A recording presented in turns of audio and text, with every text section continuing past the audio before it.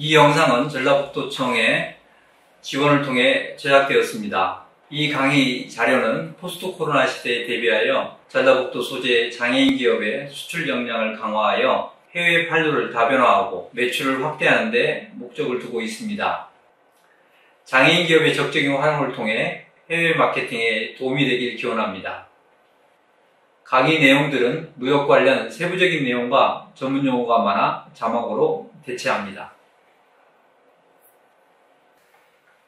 무역에서 사실은 가장 중요한 내용에 대해서 이제 좀 공부를 해볼까 합니다. 사실 비즈니스를 한다라고 해서 계약서도 이야기하고 시정조사도 이야기하고 다양하게 이야기하지만 궁극적인 것은 거래 상대방, 바이어, 해외에 있는 사람을 발굴하는 것이겠죠. 자, 그런 측면에서 조금은 기존에 어떤 내용이 있을까, 어떤 핵심적인 혁신적인 방법이 있을까라고 기대할 수 있는데, 그 관련해서 전시회를 하나 자세히 소개해 드리지만 그것은 여러 가지 방법 중에 하나일 뿐입니다. 그런 의미에서 바이어 발굴 기법은 어떤 정형화된 세팅되어 있는 이게 딱 그런 게 없다라고 이해하시면 되고요. 다만 가장 정형화되어 있고 가장 일반적으로 많이 사용하는 것은 전시회를 통한 그런 부분이다라는 것을 이해해 주시면 될 것 같고요. 또 하나는 옛날에는 바이어가 우리가 저임금으로 싼 제품을 만들어서 찾아왔습니다. 그래서 우리가 이제 나름대로 자세 전환을 해야 되는데 그런 나름대로 관행이 아직도 젖어 있습니다. 바이어는 찾아오는 사람이 아니고요. 우리가 이제는 찾아 나서야 됩니다. 우리보다 저렴하게, 우리보다 더 제품을 다양하게 만드는 중국, 동남아 이런 데들이 많기 때문에 우리가 만든 제품의 특징을 잘 설명하려고 적극적으로 움직이는 것들이 필요하고요. 그 움직임이 대표적인 게 전시회다라고 하는 부분에 대해서 이해하시면 좋을 것 같습니다. 자, 바이어 발굴 비법이 하나가 아니다라는 말씀을 드렸습니다. 이 바이어 발굴이라는 타겟을 향해서 화살을 쏘는 것은 동일한 목적을 갖고 있지만 실제로는 다양한 방법, 여기 9가지를 언급해 놨는데 그 언급한 것 중에 뭐 하나 중요하지 않은 게 없습니다. 다시 말하면 이것은 1번 은퇴하고 2번 중에 하나를 선택하는 게 아니고 이 바이어 발굴 비법은 9가지를 다 실제로 다 한다라고 생각하시면 나름대로 또 의미 있고 실제는 또 그렇게 해야 되는 부분입니다. 첫 번째, 해외 전시회에 참여하는 부분입니다. 여기서 해외 전시회에 대해서 오해하지 말아야 될 것은 약간의 국제 전시회다라고 이해하시면 됩니다. 다시 말하면 외국에 나가서 열리는 전시회에 참여하는 게 가장 효과적인 방법이지만 외국 바이어들이 국내에 많은 오는 전시회가 있다고 한다면 국내 전시회를 통해서도 바이어를 발굴할 수 있는 거죠. 만약에 중소기업이고 우리도 역량도 좀 비용도 없다라고 한다면 우리 정부의 지원 자금들을 활용해서 해외보다는 국내에서 하는 게 비용은 덜 들겠죠. 요즘에는 해외 전시회 나가는 도 크게 부담이 안 되는 게 지자체에서 그런 비용에 대해서 호텔비까지도 지원하는 경우도 있기 때문에 그 부분에도 적극적으로 알아보는 게 필요합니다. 다시 한번 또 조금 후에 말씀드리겠지만 해외 전시회, 국제 전시회에는 자기 예산을 가지고 나가는 사람이 중소기업처럼 많지 않기 때문에 그런 지원 제도가 되는지 지원 제도를 활용할 수 있는 전시회인지 알아보는 게 이제 선결 과제입니다. 종합상사라는 내용입니다. 종합상사는 옛날에 7대 종합상사다 이렇게 이야기를 하는데 사실은 이제 법적으로는 종합상사라는 제도 자체는 없어졌습니다만 전문무역상사 이렇게 지금은 이루어지고 있습니다. 다시 말하면 무슨 말이냐면 중소기업들이 만든 제품을 대신해서 팔아주는 겁니다. 대신해서 수출을 해주는 기업을 말합니다. 그런데 그 기업이 무료로 해주진 않겠죠. 나름대로 그 기업이 물건을 사서 얼마의 이윤을 남기고 해외에 파는 겁니다. 이런 거의 장점은 자기 제품만 우수하면 해외 바이어를 이 종합상사는 이제 그런 아주 다양한 네트워크가 있기 때문에 그 사람들이 쉽게 발굴할 수 있다라고 하는 장점이 있는 반면에 중소기업 입장에서는 비용이 들어간다는 그런 좀 어려움이 있습니다. 이 물건을 팔아서 이윤도 별로 남지 않는데 종합상사에 대출 이윤이 어떻게 마련해야 되냐, 이런 어려움이 있을 수 있습니다. 근데 또 하나는 사실은 이제 근본적인 문제일 수 있는데, 종합상사를 통해서 판매하기 시작하면 자기의 마케팅력이나 해외 시장 개척에 대한 노하우가 없기 때문에 계속 좀 끌려간다고 할까요? 아니면 자기의 역량을 키울 수 있는 기회가 없다고 할까요? 이런 아쉬움이 있어서 초기에는 종합상사를 좀 이용하는 것도 하나 방법이지만, 어느 일정 수준 올라가면, 내지는 특정해서 중요한 시장은 자기가 직접, 예를 들면 종합상사는 중국을 통해, 중국은 가까우니까 중소기업 직접 하고, 미국이나 유럽 시장은 좀 멀면서 어렵다 생각하시면 종합상사를 이용할 수도 있고요. 이와 같이 시장을 좀 더 세분화해서 일부라도 직접 하는 게 어떤 마케팅 역량, 기업의 경쟁력을 높이는 부분입니다. 해외 광고 같은 부분을 통해서, 해외 광고는 여러 가지가 있습니다. 동영상 광고도 있을 수 있고, 지면 광고도 있을 수 있고요. 그렇지만 요즘에는 이제 카탈로그라든가 이런 걸 제작하기도 하고요. 또 하나는 지면으로 만들더라도 그것을 또 SNS라든가 이런 거에 노출시켜서, 뭐 페이스북도 있고, 뭐 여러 가지 이 SNS 수출들이 많지 않습니까? 이런 부분을 통해서 해외에 내보낼 수도 있습니다.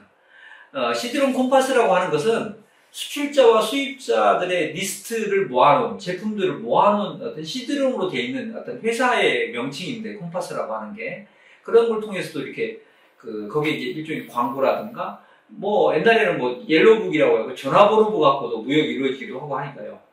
그다음에 사절 따위는 뭡니까?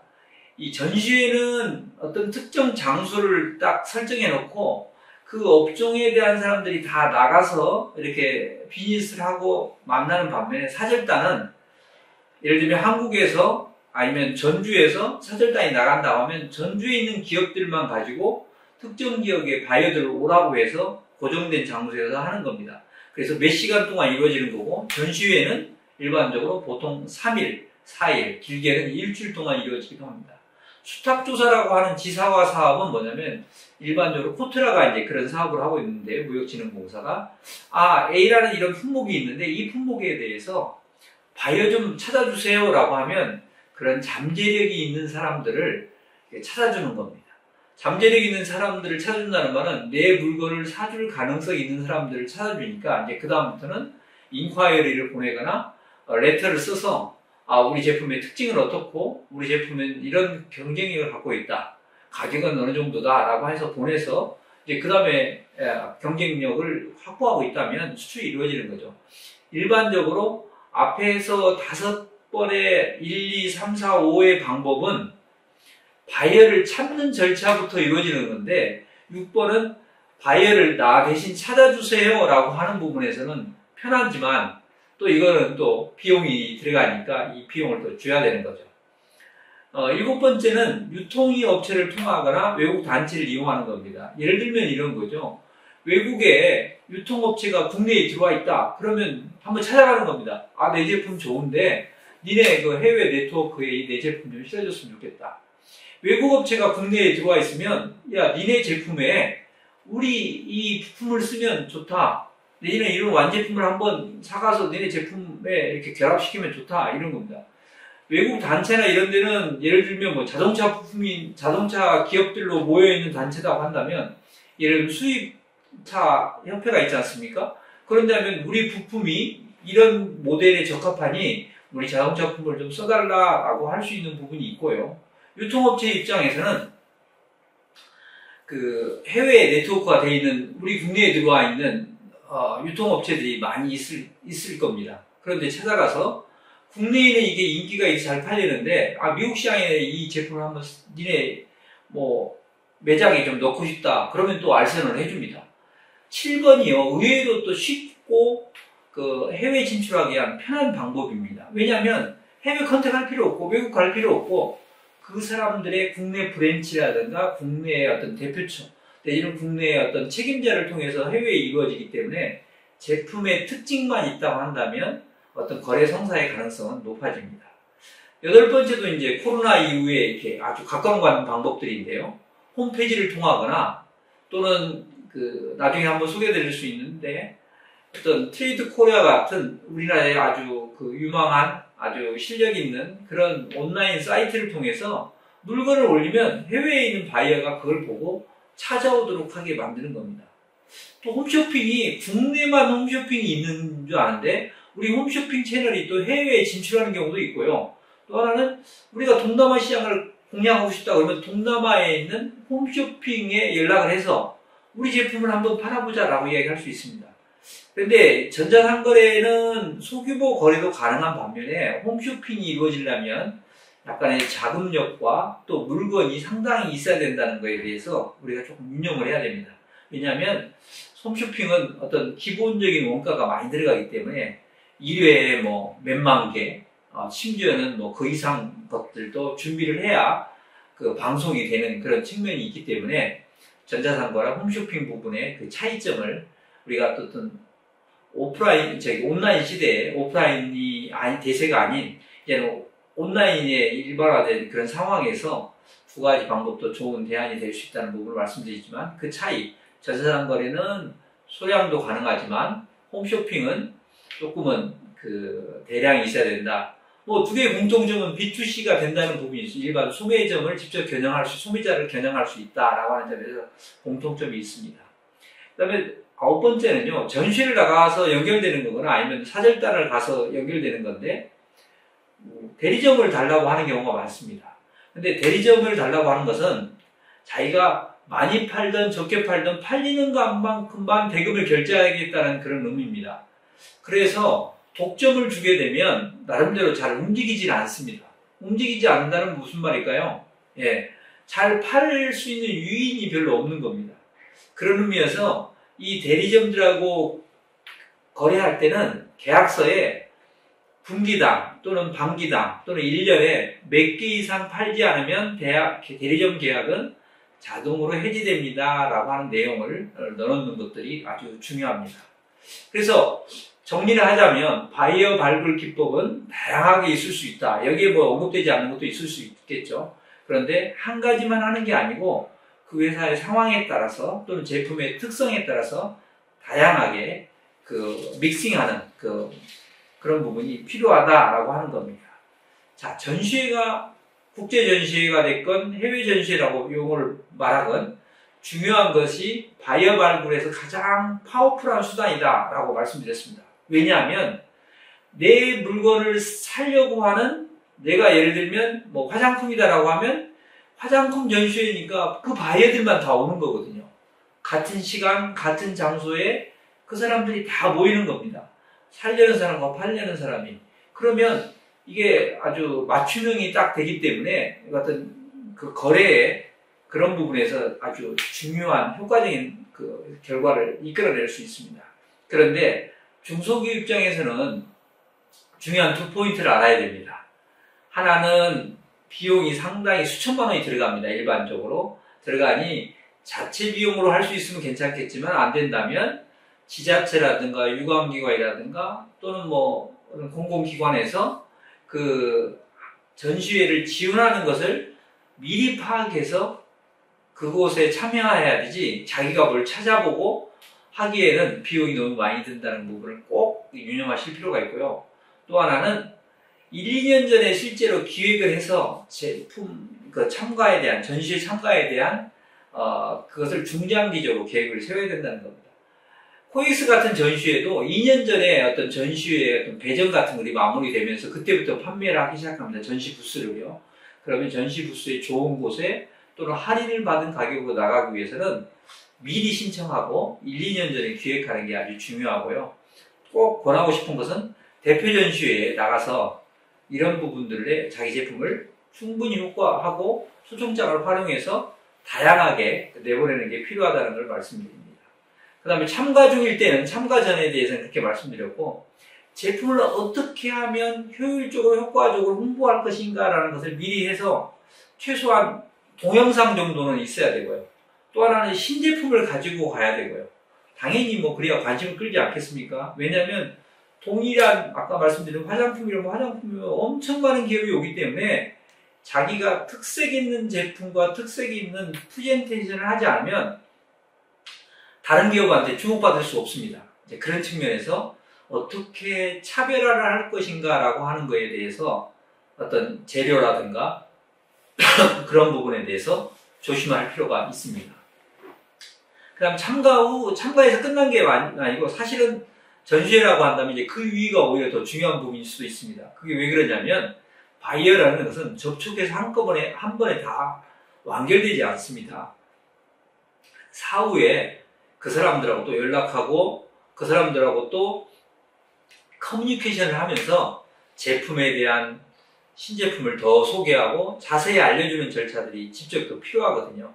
그런 측면에서 한 번이라도 컨택한 사람들한테는 전시회가 끝난 후에 반드시 연락해서 그 사람들이 우리 제품에서 어떤 점을 느꼈고 우리가 어떻게 하면 예를 들면 가격을 더 할인한다든가 언제 시즌에는 그 뭐가 필요하다든가 디자인을 좀 바꿔달라고 할 수도 있는 부분이고요. 그런 부분을 서로 합의한 다음에 제품의 그 수출이 성사될 수 있도록 그 부분에 대한 노력이 그래서 일반적으로 이제 중소기업들이 잘못하고 있는 것 중에 참가 전과 참가할 때는 열심히 합니다. 근데 정작 중요해서 바이어하고 연결하려고 하는 그 노력 참가 후에가 더 중요하거든요. 그래서 한 번이라도 컨택된 사람한테는 반드시 그 연락을 취하고 땡스 레터를 보내서 그 인연이 이번에 주문하지 않더라도 또 내년에 주문할 수도 있기 때문에 그 연결고리를 마련하는 게 아주 중요합니다. 그래서 이제 조금 더 포인트를 짚어서 정리를 해드리면 해외 전시회 관련해서는 전담 인력을 꼭 육성하고요. 성공한 기업은 전담 인력, 다시 말하면 전시회 인력이 어떤 누구냐에 따라서 절대 좌우한다. 67%라고 이렇게 설문조사한 걸로 나와 있습니다. 그런 의미에서 여기서 중요한 것은 사실은 통역을 뭐 아무나 쓰는 경우가 많습니다. 실제 통역이 원활하지 않으면 해외 전시에 나가서 성과를 거두기가 쉽지 않습니다. 왜냐하면 통역을 아르바이트로 고용하는 경우가 많거든요. 해외 언어를 하고 있는 사람들을 우리가 데리고 가기가 쉽지 않기 때문에 영어면 뭐 조금 다를 수 있겠지만 영어가 아닌다면 특히 그렇습니다. 그럴 경우에는 이 자기 제품에 대한 정보나 외국어 그 관련 정보를 한 최소 일주일 전에 줘서 그 통역이 미리 공부하고 오도록 하는 것들이 아주 실제로 중요합니다. 그래야만 실제 통역에 의해서 상담이 끊어지거나 상담이 매끄럽지 않는 부분들을 방지할 수 있습니다. 또 하나는 전시회 어떤 전시회를 갈 것인가 전시회는 세계적으로 아주 무수히 많은데 그런 것들에 대해서 기존의 어떤 평판 내지는 기존 자료를 꼼꼼히 보고 남들이 가니까 나도 가야지 정부가 지원해 주니까 가야지라기보다는 이제 그런 부분에서 정확하게 확인하는 게 필요하다라고 하는 부분을 이렇게 이야기 드립니다. 그다음에 참가 지원제도 활용하라는 말씀을 드렸으니까 꼭 좀 해주시고요. 그다음에 1, 2년 전에 제가 참가에 대해서 그 어떤 기획을 세우고 준비를 하라는 말씀을 드렸죠. 현장에 조기 할인 비용이 그러니까 전시의 비용이 일찍 시청하면 좀 할인됩니다. 그런 것도 유념해 보실 필요가 있습니다. 그다음에 현장에 대해서 한 내용에 대해서 이제 좀 포인트별로 정리해드리면 실제로 전시를 나가는 경우에 주요 목적은 내 제품을 팔 바이어를 찾는 거다라고 하는 거에 이론이 없습니다. 그렇지만 그에 못지않는 것 중에 하나가 다른 기업들의 제품의 트렌드는 어떤지, 기술은 어떤지, 경쟁사의 제품은 어떤지, 바이어들은 도대체 어떤 제품을 찾는지를 알아가는 겁니다. 왜냐하면 다양한 바이어와 경쟁 기업의 트렌드에 내가 올라타야만 내 제품이 팔릴 수 있기 때문에 그렇습니다. 그런 측면에서 우리가 자기 제품만 팔고 자기 부스에만 머물러 있을 게 아니고 쉬는 시간에는 꼭 경쟁업체, 다른 바이어의 동향에도 나름대로 관심을 기울일 필요가 있고요. 이벤트에도 적극적으로 참여해서 그런 이벤트를 통해서 자기 부스에 오지 않은 사람하고도 네트워크를 확인할 필요가 있습니다. 앞서서 바이어 발굴을 하는 것 중에 하나가 요즘에는 SNS 기능이 강화되고 있다라고 하는 건데 그거에 대한 내용에 대해서 잠깐 이제 이 내용을 한번 보여드리도록 하겠습니다. 이 B2B라고 하는 것들이 이제 많이 있습니다. 기업 대 기업의 무역에 대한 플랫폼입니다. B2C가 아니고요. 그래서 우리나라를 대표하는 것 중에 하나가 트레이드 코리아라고 하는 게 있습니다. 중국, 미국, 인도 뭐 전 세계에서 얘기하는데 여기에는 215만 건의 이제 바이어 DB가 포함되어 있다고 하는데 이곳을 통해서 자기 제품을 올리면 커다란 노력을 들이지 않고도 해외 바이어를 발굴할 수 있습니다. 이것은 나름대로 기존에는 직접 만나야 된다는 부담이 있었는데 이것은 만나지 않고 하게 되고요. 이런 것들에 지금 트레이드 코리아는 무역협회에 연락하시면 거의 무료로 이제 각 지방에도 또 지부가 있습니다. 전북 같은 경우는 전주에 있으니까 그런 찾아가셔서 우리 제품 여기 한번 소개해달라 할라 이런 부분에 대해서 이야기를 하시고 영문 카탈로그를 만드시면 되겠습니다. 그래서 이곳에서는 어떤 절차로 이루어지냐면 셀러가 수출상이 되겠죠. 상품에 대해서 바이어 발굴 요청을 해주면 발굴하기도 하고요. 아니면 그 홈페이지에 올려주기도 하고요. 그러면 이제 발굴해 온 바이어가 자기하고 맞는지 한번 사전 점검한 다음에 바이어한테 연락하게 됩니다. 니네 우리 물건에 대해서 살 의사가 있느냐? 그러면 상품 전달하거나 이렇게 하게 되고 아니면 앞서 말씀드린 대로 온라인에 올려놓게 되면 오히려 상대방에서 수입상에서 연락이 옵니다. 니네 물건에 관심이 있는데 어느 정도 줄 수 있느냐? 어느 가격에 줄 수 있느냐? 언제 선적할 수 있느냐? 이런 걸 물어보게 됩니다. 따라서 이런 내용에 대해서 온라인으로 하게 되면 가장 장점은 뭐냐? 시간과 비용을 들이지 않고 바이어를 발굴할 수 있는 효과가 있다는 거니까 이런 쪽에도 관심을 가져주시기 바라겠습니다. 예, 수고하셨습니다.